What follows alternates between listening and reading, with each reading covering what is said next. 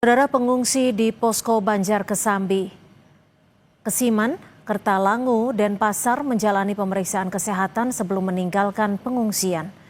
Dokter dari Puskesmas dan Perhimpunan Dokter Spesialis Penyakit Dalam Cabang Bali memeriksa 46 pengungsi.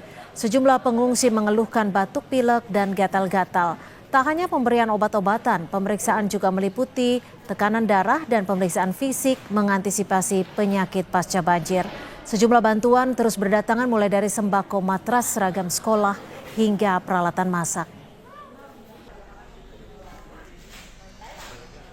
Kita sebenarnya memang lebih aware pada transmisi penyakit pasca bencana, dalam hal ini banjir ya. Jadi kami berusaha untuk melakukan screening terhadap penyakit-penyakit yang biasanya terjadi. Mungkin yang kita temukan sekarang masih sebatas pada kondisi gatal-gatal ya, karena terendam, kemudian juga ada penurunan sistem imun banyak ya, jadi sehingga banyak yang batuk dan pilek, ispa.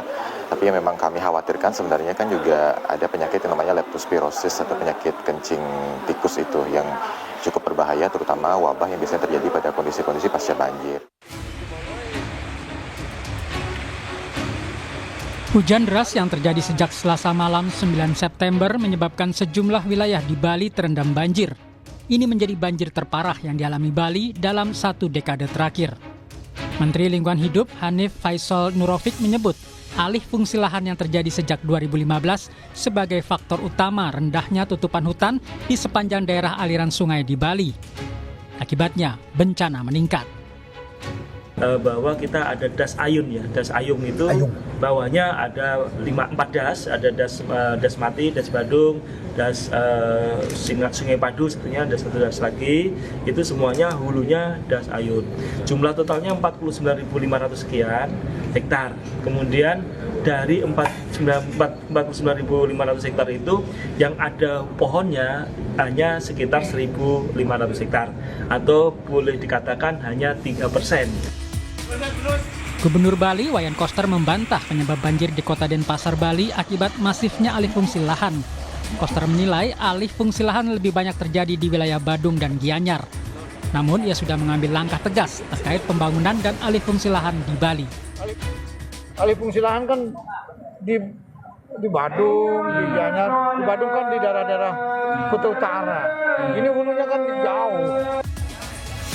Ahli tata kota Universitas Warmadewa, Putu Rumawan menilai perencanaan mitigasi bencana dalam tata ruang perlu dilakukan untuk mengantisipasi banjir serupa.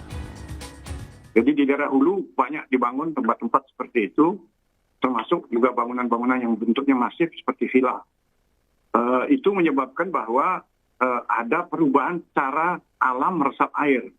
Tidak seperti dulu. Misalkan mereka air yang diresap itu tersimpan oleh akar-akar pohon. Sekarang banyak dirabas hutannya.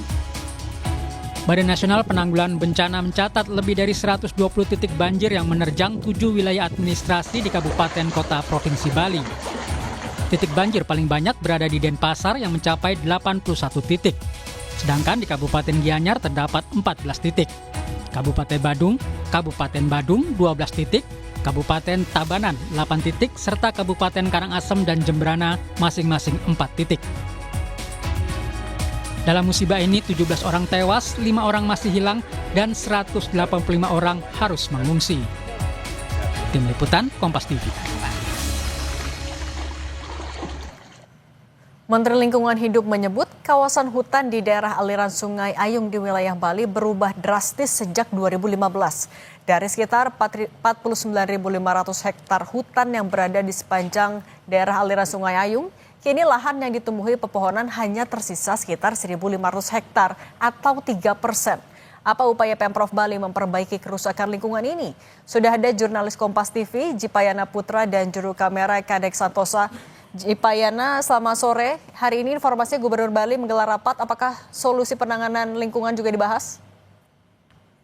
Baik, selamat petang Cindy dan saudara. Memang benar, saat ini pemerintah Provinsi Bali tengah melakukan rapat koordinasi bersama OPD dan instansi terkait adanya perbaikan atau restorasi yang akan dilakukan oleh pemerintah Provinsi Bali terkait mengecilnya lahan hutan yang ada di kawasan Sungai Ayung, di mana saat ini kawasan Sungai Hayung lahan hutannya hanya tersisa 3% dari jumlah sebelumnya. Namun rapat yang dilakukan oleh pemerintah sendiri belum bisa kami pantau mengingat rapat dilakukan secara tertutup dan kami hanya bisa melakukan pemantauan hanya di depan kantor Gubernur Bali, Cindy. Tapi sejauh ini bagaimana keputusan dari Pemda soal larangan alih fungsi lahan, tata kelola lingkungan setelah adanya bencana banjir ini? Baik, Cindy, memang benar dari Pemda sendiri langkah-langkah yang dari kemarin dilakukan dengan rapat-rapat koordinasi dan pemerintah Provinsi Bali akan merencanakan melakukan restorasi bantaran sungai yang ada di kawasan Sungai Ayung, utamanya di Tukat Badung juga untuk menormalisasi kembali lahan hutan yang ada di kawasan tersebut, Cindy. Kalau soal dampak pariwisata, ekonomi, kesehatan kepada korban, itu juga sudah ada kebijakan yang diambil? Baik, memang benar. Untuk dampak pariwisata sendiri, Bali memang mengandalkan pariwisata sebagai sumber penghidupan utama daripada masyarakatnya, di mana dalam kejadian banjir ini, Gubernur sendiri menyebut di beberapa waktu lalu, pariwisata Bali tidak begitu terdampak terkait adanya banjir bandang yang melanda Bali.